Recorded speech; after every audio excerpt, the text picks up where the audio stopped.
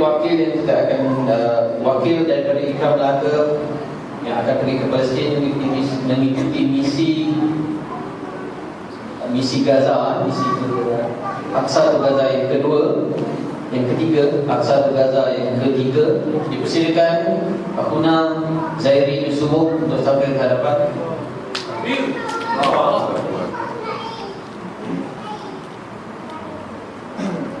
Untuk menerima mahkota daripada yang kedua.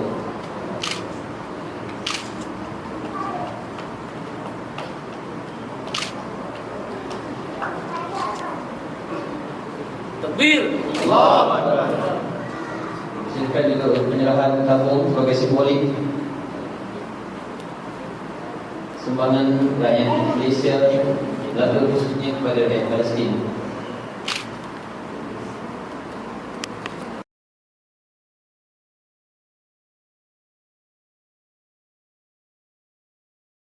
ويسر لي امري واحلل عقدة من لساني يفقهوا قولي اشهد ان لا اله الا الله واشهد ان محمدا عبده ورسوله. Tamu-tamunya yang dihormati Tuan YDP, Ikram di Melaka, di Basis, Barisan AJK Negeri, Barisan AJK Daerah dan juga Barisan AJK Wanita, ikhwan dan akhwat, ibu-ibu, bapa-bapa, tuan-tuan dan puan-puan serta adik-adik yang saya hormati sekalian. Alhamdulillah, saya ucapkan syukur kepada Allah Subhanahu Wa Taala kerana dapat hadir bersama-sama pada pagi ini dalam upacara yang ringkas untuk simbolik penyerahan dan perjuangan kepada misi kami yang akan berangkat ke Gaza, ke Palestin pada hari Selasa ini 15 Mei. InsyaAllah kapal terbang ni pukul 10 malam di KLIA. Ikhwan dan akhwat sekalian, kita cerita sikit tentang apa yang kami buat, apa yang kami perlu buat mewakili ikhwan dan akhwat sekalian di Melaka ini. Mungkin ada yang tak pernah dengar tentang Asas Syarif. Boleh saya tahu ada yang tak pernah dengar tentang Asas Syarif? Ya, alhamdulillah, semua pernah dengar tentang Asas Syarif. Dan sebuah NGO yang telah ditubuhkan hasil daripada idea-idea dan juga semangat rakyat Malaysia untuk tak lain dan tak bukan dalam memperjuangkan isu-isu Palestin. Kita tahu bagaimana rakyat saudara-saudara Islam kita di Palestin yang ditinggal sejak tahun 1948 lagi. Mereka dinafikan hak untuk hidup bebas, dinafikan hak untuk pergi sekolah, dinafikan hak untuk pergi bekerja, dinafikan hak untuk mendapatkan bekalan ubatan, juga dinafikan hak untuk menjalani kehidupan sehari-hari seperti mana kita di sini. Oleh itu, Asas Syarif ini ditubuhkan tak lain dan tak bukan untuk mengembalikan tenaga rakyat Malaysia dan seluruh dunia untuk kita bersama-sama membantu mereka di sana. Tuan-tuan dan puan-puan, ikhwan dan akhwat sekalian, ada satu hadisnya dari Maimunah radhiyallahu anha, katanya, wahai Rasulullah, beritahu apa kami perlu buat untuk Baitul Maqdis. Rasulullah bersabda, ia adalah bumi mahsyar, datanglah kepadanya, solatlah di dalamnya. Sesungguhnya solat di dalamnya bersamaan dengan 1000 solat. Kemudian sahabat ini bertanya, wahai Rasulullah, bagaimana jika kami tidak mampu untuk ke sana? Mungkin pada zaman Rasulullah dulu sahabat tak nampak dah, mungkin tidak mampu kemampuan mereka untuk hadir ke Baitul Maqdis. Rasulullah bersabda, sesiapa yang tidak mampu maka hadiahkanlah minyak tanah untuk lampu-lampunya. Sesungguhnya menghadiahkan minyak tanah bagi lampu-lampu itu sama dengan mendatanginya. Kalau zaman dahulu mungkin minyak tanah itu satu keperluan kepada Masjidil Aqsa, pada rakyat Palestin di sana. Tapi zaman sekarang ini keperluan itu telah melampaui di luar pemikiran kita. Keperluan tentang perubatan, keperluan tentang anak-anak ke sekolah, keperluan mereka untuk mendapatkan pekerjaan, bukan pekerjaan saja, mendapatkan bekalan makanan harian pun merupakan satu keperluan sekarang ini bagi rakyat Palestin. InsyaAllah, sebenarnya saya bersama tim yang lain telah dipilih daripada 30 orang yang menghantar nama. Allah telah pilih saya salah seorangnya dan 12 lagi yang lain. Sepatutnya kami berangkat ke London pada 18 April yang lepas dan dijangka balik ke Malaysia 20 Mei ini. Tetapi konvoi yang kami telah bincang bersama nak membawa beratus-ratus kenderaan. Kenapa saya bersemangat nak pergi yang konvoi darat itu? Sebab kita dikabarkan bahawa majoriti konvoi barangan-barangan yang dibawa ke Gaza itu datangnya daripada masyarakat-masyarakat di barat sana, yang bukan Islam, yang belum Islam dan sebagainya. Mereka ini sanggup jual tanah, sanggup cuti tanpa gaji, sanggup keluarkan duit simpanan hanya untuk membeli bas, untuk membeli van, untuk membeli peralatan untuk dibawakan ke Gaza dan tinggal di sana. Sebab itu kami bersemangat di Malaysia nak join konvoi yang itu. Dulunya A2G2, Aqsa to Gaza 2 pernah melalui jalan konvoi jalan itu selama sebulan, dan rencananya pada kali ini Aqsa to Gaza 3 pada 18 April yang lalu. Selepas semua kelengkapan dah siap, kami semua dah ready untuk pergi, family semua dah disediakan untuk pergi. Kami dapat maklumat bahawa konvoi tersebut bertegas nak masuk ke Syria. Selepas dibincang dengan mereka, kami menarik diri sebab faktor-faktor keselamatan. Kami kalau nak syahid pun syahid di Gaza, bukan di Syria. Itulah maksudnya. Sebab faktor keselamatan di Syria sekarang ini yang begitu tertekan, mendesak dan sebagainya. Mereka nak masuk juga Syria, saya simboliknya mereka nak announce kepada dunia bahawa Syria ini aman. Sebab tu konvoi antarabangsa boleh masuk. Kita bertegas, kita tidak boleh berkompromi pada itu. Oleh itu kami, Asas Syariah Malaysia dan juga Viva Palestina menarik diri dari konvoi tersebut. Tapi konvoi itu dah berjalan dah sekarang. Masih meneruskan perjalanan mereka. Bermula 18 April dulu, kami Allah sampai di mana. Dan insya-Allah kami akan tunggu mereka di Gaza nanti. Tuan-tuan dan puan-puan, kemudian selepas itu kami agak luntur sedikit semangat kami selepas kami diberitahu kita menarik diri. Alhamdulillah, berkat doa tuan-tuan ikhwan dan akhwat sekalian, berkat munajat semua orang, kami telah dipilih 3 orang yang pertama. Siapa yang nak pergi dulu 3 orang yang pertama ini? Misinya pada 18 Mei dan dijangka pulang ke Malaysia 23 Mei. Apabila anak dapat telefon, anak kata saya nak pergi dulu. Sebab yang 88 Allah ada masih umur panjang dan tidak. So saya antara 3 orang yang pertama dipilih untuk menyertai misi kali ini.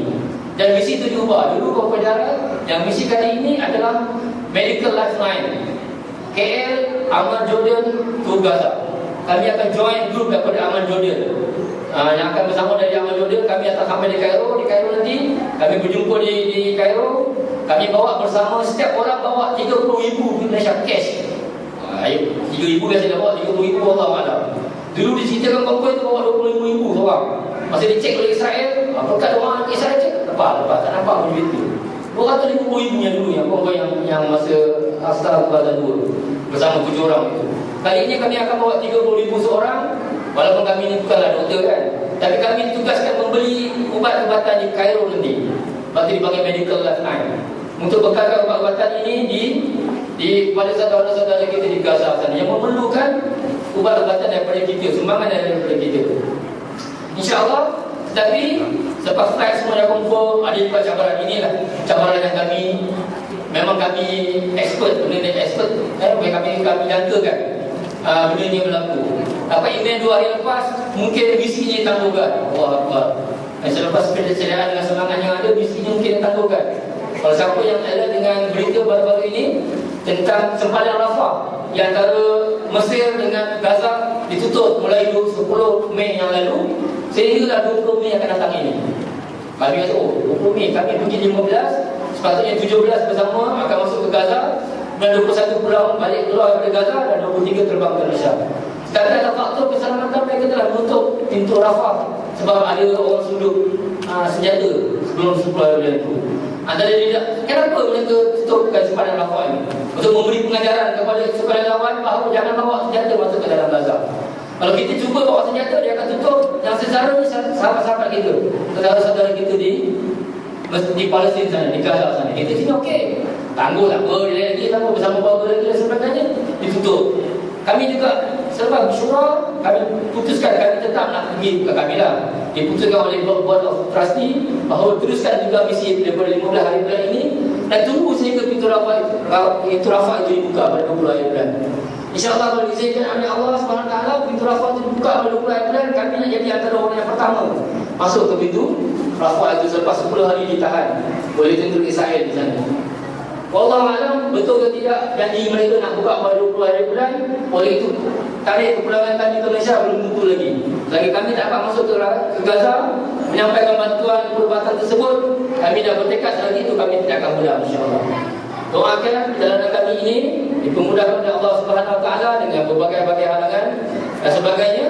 Dan yang penting ialah objektif kita untuk menyampaikan bantuan itu kepada saudara-saudara kita di Gaza sana. Alhamdulillah dalam masa yang sebulan ini kami telah merancangkan kutipan untuk khas misi ini.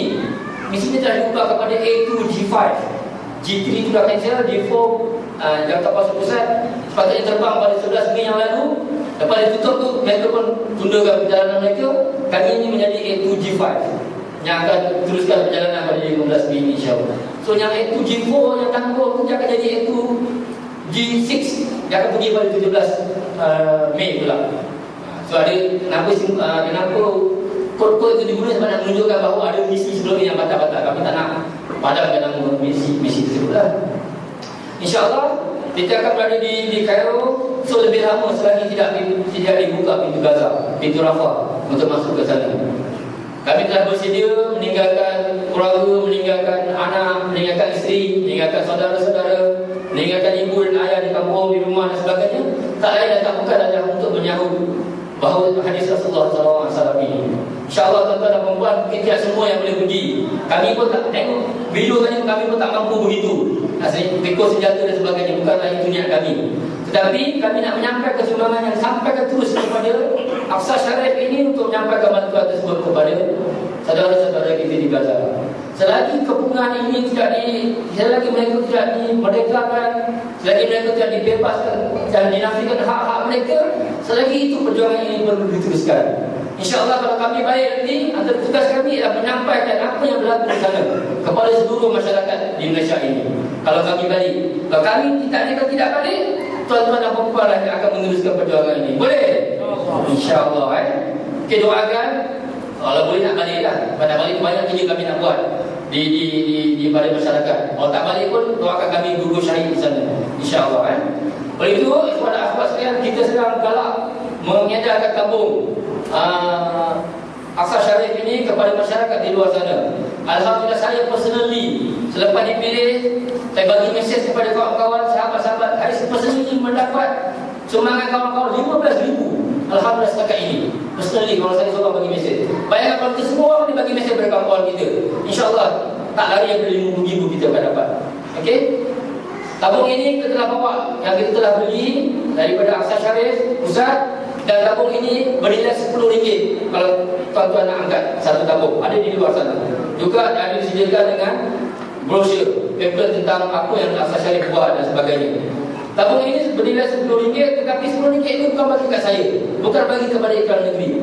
RM10 ini masuk dalam tabung ini sebagai tanda sumbangan tuan-tuan dan puan-puan. Ambil tabung ini, masuk ke RM10 dan bawa tabung ini ke mana tuan-tuan berada.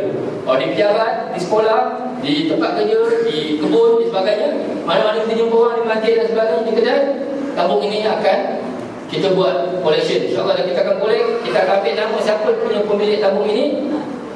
Kemudian dalam masa 2-3 minggu dah penuh, bagi kepada Akhil Haris Sifan ataupun saya, ataupun pada data kuasa negeri dan daerah yang ada, untuk kita serahkan kepada HQ Aqsa Sharif Pusat untuk kita sampaikan bantuan ini kepada mereka di sana. Ada orang tanya, kalau dah pergi ni, saya dah pergi bawa 30,000 seorang, apa sudah beli ubat, dah lah, tak payah sembang lagi. Tidak tuan-tuan dan puan-puan. Mereka di sana 30,000 ubat, 30,000 apa dah sangat. Ramai doktor-doktor medical kasi dah tahu ubat 30,000 berapa nilai sangat ubat tu. 30,000. Kalau nak bandingkan dengan kesakitan dan kesengsaraan yang dihadapi oleh saudara-saudara kita di sana. InsyaAllah pada bulan Jun akan datang, 4 orang daripada 12 kali itu, kami pergi 3 orang dulu. Bulan Jun 4 orang akan pergi membawa satu kontena lampu solar yang dibeli, yang kami jumpa di IKEA. Siapa jumpa di IKEA, lampu tu bernilai RM60. Set daripada lampu tu datangnya dari China. Kami dapat pos yang lebih rendah daripada China. Rasulullah SAW dengan Bipa Palestina bekerjasama membeli lampu solar tersebut bernilai RM60 kalau kita nak minta orang semangat. Satu rumah, satu lampu kita punya target. 4 orang akan pergi bulan Jun nanti membawa lampu-lampu ini untuk digunakan oleh anak-anak kita di Gaza sana. Akhwat sekalian, cerita sikit kenapa anak-anak ada guna lampu kita. Dikabarkan sejak tahun 1998 apabila Israel memberikan tekanan kepada Palestin, mereka telah melahirkan 150,000 para hafiz, para hufaz, anak-anak di Gaza itu.